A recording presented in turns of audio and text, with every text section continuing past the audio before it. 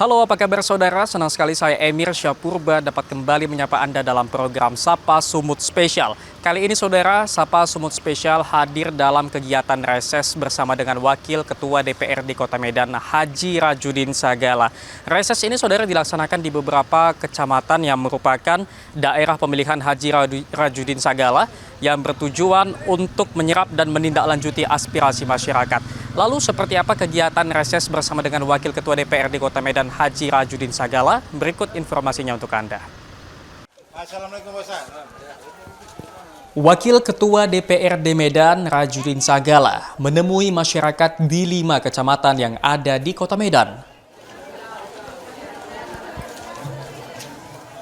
Ia ingin mendengarkan langsung aspirasi dan permasalahan yang dialami masyarakat, sehingga dapat membuat kebijakan yang berpihak kepada masyarakat. Selama 2 hari masa reses ketiga masa persidangan tahun 2024-2025, Wakil Ketua DPRD Medan Rajudin Sagala mendatangi 5 lokasi di 5 kecamatan berbeda yang ada di Kota Medan. Seperti di Kecamatan Medan Helvetia dan Kecamatan Medan Baru, warga antusias mendatangi lokasi reses untuk bertemu dan menyampaikan aspirasi secara langsung kepada Rajudin Sagala, Wakil Ketua DPRD Kota Medan dari fraksi PKS.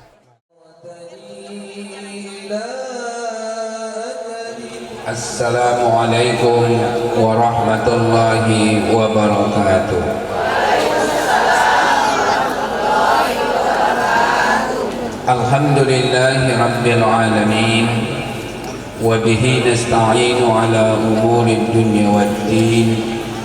Yang sama-sama kita muliakan, kita hormati, tadi ada perwakilan dari BKM Masjid Al-Masturah, Abang Anda Gunawan, serta Bapak Ibu yang tidak bisa saya sebutkan satu persatu. Syukur alhamdulillah pada pagi hari ini kita bisa hadir di lapangan ini dalam rangka reses atau serap aspirasi masyarakat. Dulu kami berdua dengan Ustaz Rudiawan Sitorus, ini tinggal saya sendiri. Dalam sambutannya, Rajudin Sagala yang memperoleh suara terbanyak pada pemilu 2024 lalu mengatakan PKS selalu menjadi garda terdepan untuk memperjuangkan aspirasi masyarakat. 2019 hanya 7, 2024 naik jadi 8. Bapak Ibu yang kami muliakan, jumlah anggota DPR-nya semua tadi berapa Bapak Ibu? 50, PKS cuma dapat 8. Artinya apa? Terbukti 8 anggota DPRD Medan dari fraksi PKS merupakan penggagas program Universal Health Coverage yang merupakan program jaminan kesehatan bagi masyarakat Kota Medan, sehingga bisa mendapat pelayanan kesehatan hanya dengan memperlihatkan tanda pengenal, baik itu kartu tanda penduduk atau kartu keluarga. Timur, tempat saya tinggal. Yang ketiga, Kelurahan Siagun. Yang keempat, Kelurahan Tanjung Pusta. Cinta damai ya wajar sedikit karena memang kita di sini termasuk minoritas. Walaupun minoritas, tapi kalau kita kumpulkan jumlah saudara saya yang seiman di sini, itu mayoritas milih PKS dan milih saya pribadi. Bapak Ibu yang kami muliakan, walaupun secara jumlah PKS baru 8 kursi dari 50 kursi di DPRD Medan, ya, dan saya sekarang diamanahkan untuk kedua kalinya jadi pimpinan. Kalau dulu saya wakil 2, sekarang wakil 1. Ya, alhamdulillah, terobosan demi terobosan terus kita lakukan. Kalau secara kedewanan, saya ini prodi ketiga. Ya, prodi ketiga lolos secara berturut-turut. Dan suara saya terus naik secara signifikan. Dulu di tahun 2014 pertama saya mencalonkan diri, dicalonkan oleh partai. Kalau PKS nggak bisa mencalonkan diri Bapak Ibu, partai yang menggodoknya. Ini layak jual tidak? Waktu itu suara saya hanya 5.500 prodi pertama. Prodi kedua saya memperoleh suara terbesar ketiga se-Kota Medan, jumlah suara waktu itu 12.500. Prodi ketiga kemarin 17.582, sehingga hasil perhitungan KPU waktu finalisasi maka ditetapkan suara terbesar se-Kota Medan adalah dari PKS bernama Haji Rajudin Sapala. Saya ucapkan terima kasih yang sebesar-besarnya kepada Bapak Ibu. Ya, dan saya bocorkan di sini, pendukung utama saya itu adalah emak-emak. Ya. Kalau sudah emak-emak. Selain itu, Rajudin Sagala yang telah 3 periode menjadi anggota DPRD Medan fokus dalam pendidikan generasi muda. Dengan program beasiswa bagi anak yang kurang mampu atau anak-anak yang berprestasi.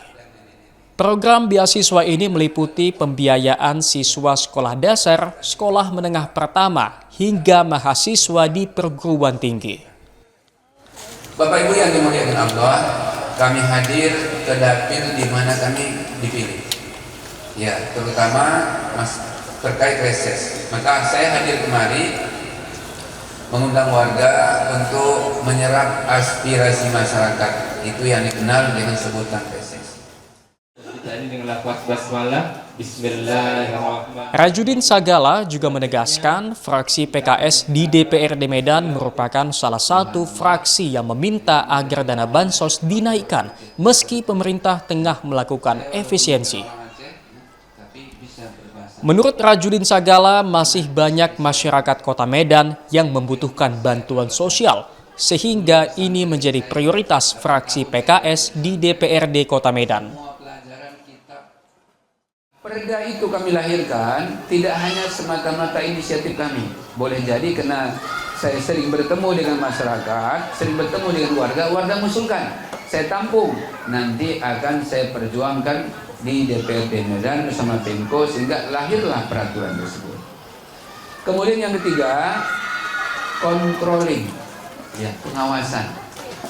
Uang yang kami bahas 7,5 triliun itu, kemudian badan legislasi yang dibentuk oleh DPRD sehingga melahirkan sebuah peraturan yang namanya Perda, kami awasi apakah uang yang 7,5 triliun ini sesuai nggak sasarannya.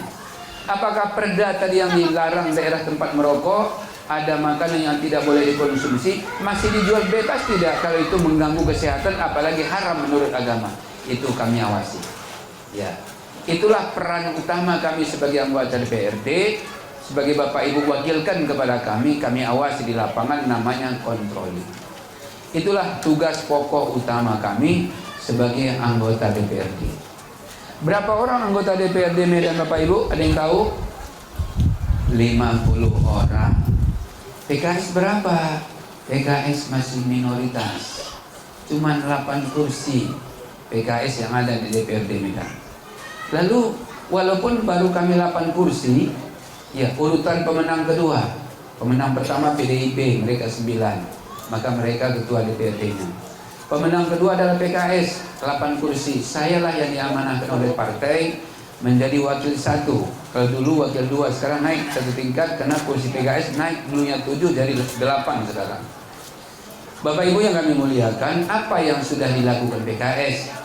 Walaupun jumlahnya masih minoritas di DPRD Medan. Kami berharap di tahun 2029 jangan lagi PKS kursinya minoritas Bapak Ibu. Jangan lagi 8. Boleh saya minta tolong Bapak Ibu? Boleh Bapak Ibu? Kurang semangat Bapak Ibu. Boleh saya minta tolong Bapak Ibu? Oh, jangan marah-marah jawabnya. Saya berharap 2029 kursi PKS jangan lagi 8 di Medan. Kalau boleh saya minta tolong, kita buat 18. Ya. Apa tujuannya ini? Supaya perhatian alek PKS terhadap masyarakat semakin tinggi. Ya. Baru 8 saja, alhamdulillah terobosan demi terobosan sudah kami wujudkan. Mana diantaranya Bapak Ibu yang sudah diperjuangkan PKS yang jumlahnya baru 8 ini? Saya masih ingat betul Bapak Ibu.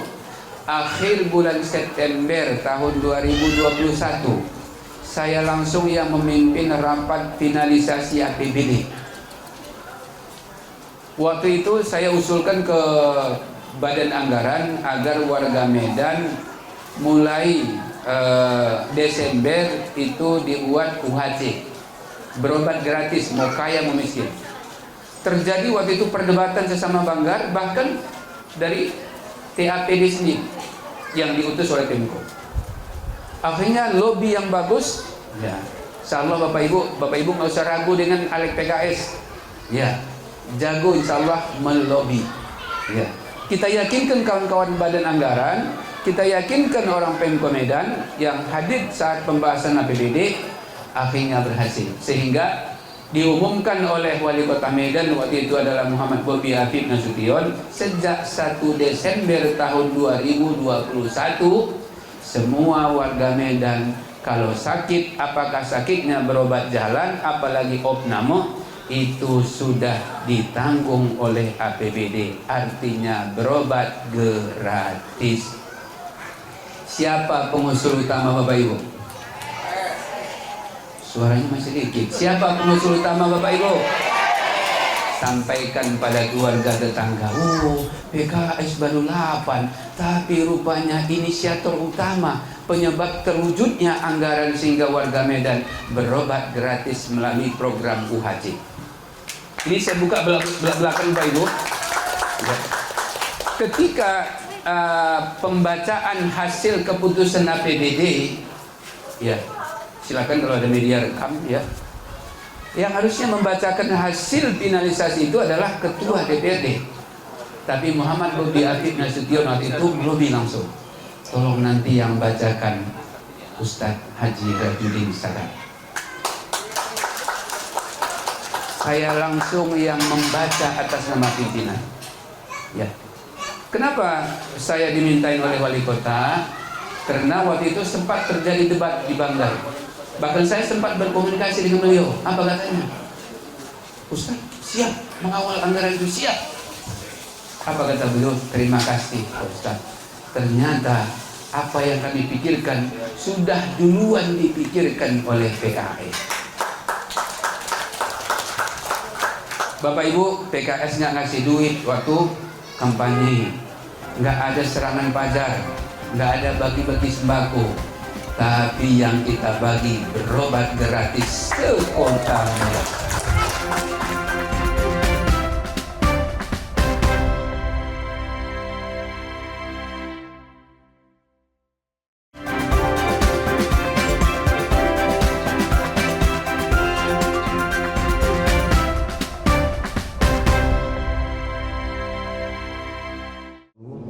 Melakukan terobosan-terobosan bahwa Dalam kesempatan reses kali ini, Rajudin Sagala juga menyerap aspirasi dari masyarakat yang banyak mengeluhkan terkait dengan infrastruktur yang masih kurang memadai.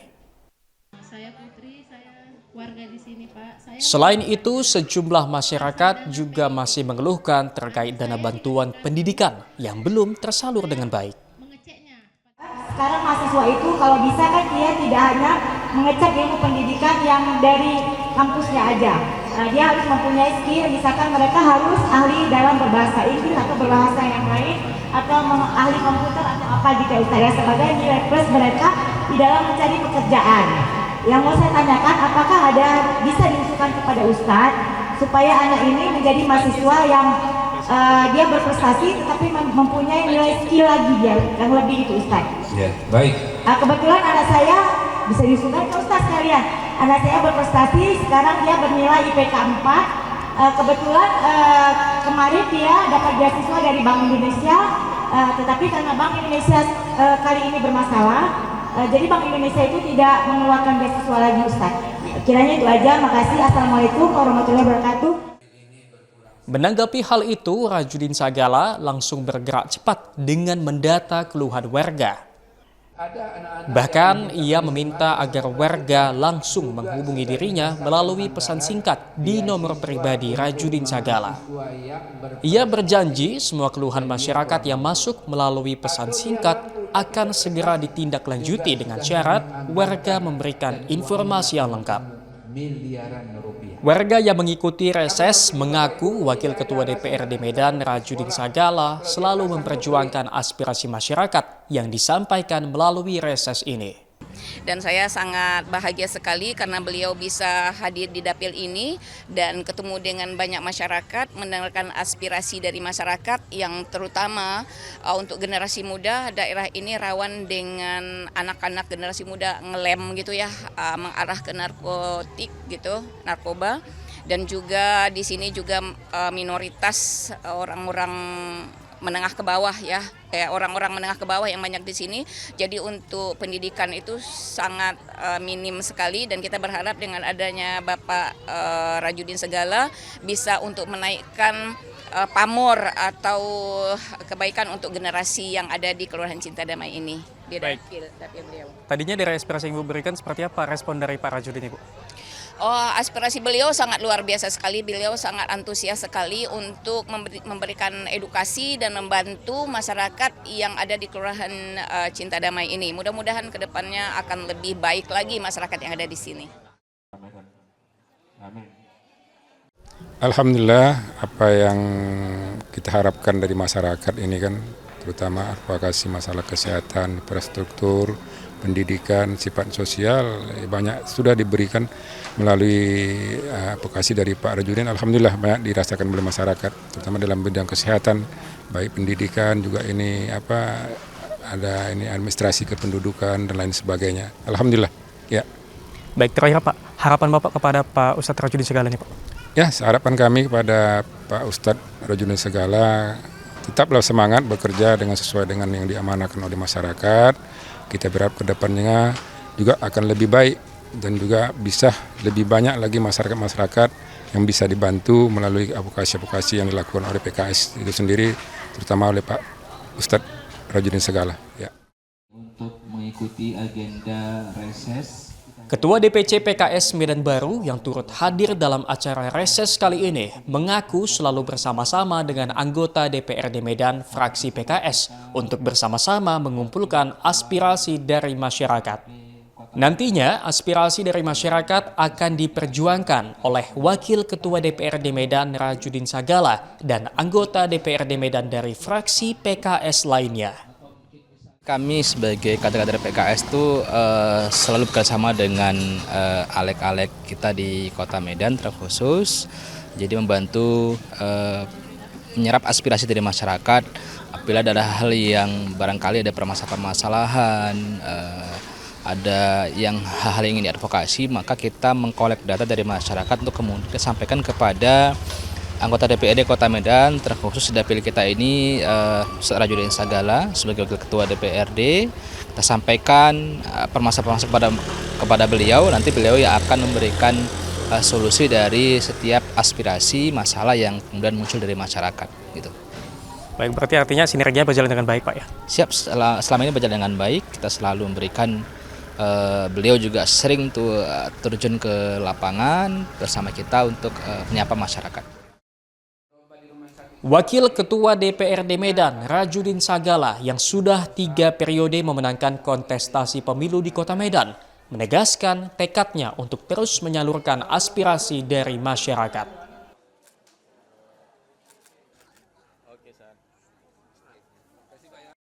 Ya saudara, saat ini saya sudah bersama dengan Bapak Haji Rajudin Sagala, Wakil Ketua DPRD Kota Medan, yang akan saya tanya-tanyakan seputar reses yang sudah berlangsung. Assalamualaikum Pak Ustadz. Waalaikumsalam warahmatullahi wabarakatuh. Senang sekali dapat bertemu Bapak dalam momen reses yang sudah diadakan ini. Terima kasih Bapak sudah mengundang kami dari Kompas TV untuk meliput kegiatan reses Bapak pada hari ini. Nah Pak, tadi saya lihat antusias dari para warga mengikuti reses yang dilaksanakan.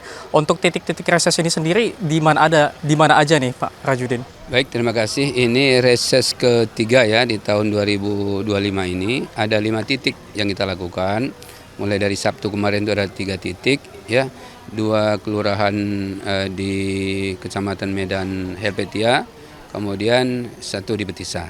Dan hari ini 1 di Helvetia juga, 1 di Medan Baru. Baik Pak, lalu pada saat reses ini bagaimana respon masyarakat yang hadir nih Pak Rajudin? Ya luar biasa ya, saya setiap reses sosialisasi Perda itu selalu kehadiran warga itu cukup fantastis. Bahkan kadang-kadang tempat duduk yang kita sediakan itu berkurang. Baik, untuk dalam reses ini kan untuk menjemput aspirasi dari masyarakat ataupun keluh kesah dari masyarakat nih Pak Rajudin. Lalu apa saja yang menjadi aspirasi masyarakat tadinya? Ya secara umum ada 5 ya yang menjadi keluhan warga untuk Kota Medan setiap saya reses, sosper atau kunjungan. Itu 5 prioritas ini selalu menjadi keluhan warga. Pertama terkait peningkatan mutu anak-anak didik kita. Mereka banyak anak-anak didik ini yang mau sekolah tapi kemampuan ekonomi mereka agak kurang. Maka kita sahkanlah sejumlah anggaran sehingga anak-anak kita ini tidak boleh putus sekolah karena anggaran untuk beasiswa sudah kita sahkan melalui APBD. Yang kedua terkait masalah layanan kesehatan. Ini juga banyak keluhan warga ketika mereka berobat di rumah sakit itu masih ada oknum petugas rumah sakit yang belum serius, belum berpihak kepada orang yang menggunakan BPJS kelas 3 atau mereka yang menggunakan KKKTP atau dengan istilah mengikuti program UHC. Ini yang jadi keluhan masyarakat ketika mereka berada di rumah sakit. Yang ketiga terkait penanganan infrastruktur, ya terkait masalah drainase yang masih banyak yang belum lancar airnya sehingga hujan sebentar itu bisa banjir. Kemudian juga ya daerah-daerah yang resapan airnya hampir tidak ada itu hujan sedikit saja itu bisa membanjiri jalan. Ini yang menjadi keluhan ketiga. Yang keempat terkait bantuan untuk bansos yang selama ini mungkin masih ada yang layak dapat tapi tidak dapat, maka ya atas keluhan warga ini kami tampung, akan kami sampaikan nanti di Badan Anggaran juga kepada Pemko, pemerintah Kota Medan, agar mereka yang pantas berhak mendapatkan dana bansos itulah yang diprioritas. Walaupun orang miskin di Medan banyak, tapi mana yang lebih berhak mungkin itu jadi prioritas. Kemudian yang kelima terkait dengan bantuan untuk rumah ibadah. Ya, apakah itu musola, masjid, kemudian gereja. Ini juga jadi keluhan warga, terutama di Kecamatan Medan Baru tempat kita reses hari ini itu ada komunitas warga yang WA ke saya yang menyampaikan juga via SMS ya mereka ingin rumah ibadahnya bisa nyaman lah melalui dapat bantuan dana APBD. Baik Pak, jika kita berbicara tentang kesehatan yang menjadi salah satu aspirasi dari masyarakat tadinya Pak, kalau kan ada namanya program UHC nih Pak, lalu dengan UHC ini keunggulannya apa yang akan didapat masyarakat pada saat mungkin sakit ataupun harus diopname ini Pak Rajudin?